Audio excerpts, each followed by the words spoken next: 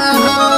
ए जान सुना, ए जान दुश्मन भइल बा जमाना हो, तू बनेला झूठे दीवाना हो।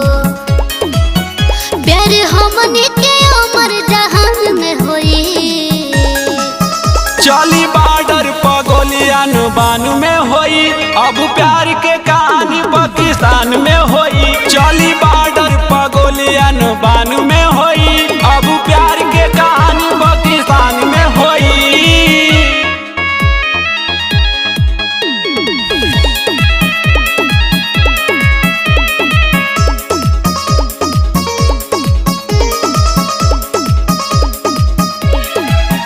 बात धर्म के आइल बाटे हो, हमके देशवा के लोग सब डांटे हो। हर का करे घबरैया नवादा निभाइब हो, जान तोरा से हम मिले आइब हो।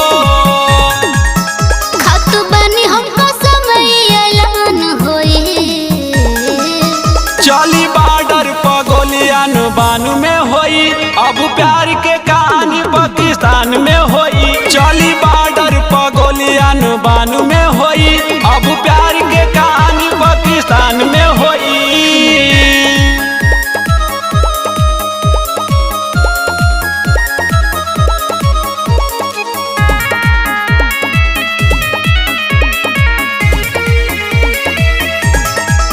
यार बाटे बड़ा मजबूरी हो, लागे हो जाए हमनी में दूरी हो।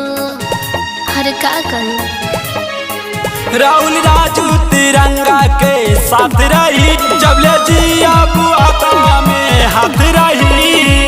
सुनो शुरू प्यार के दुनिया जहान में होई, चली बॉर्डर पर गोलियान बानू में होई, अब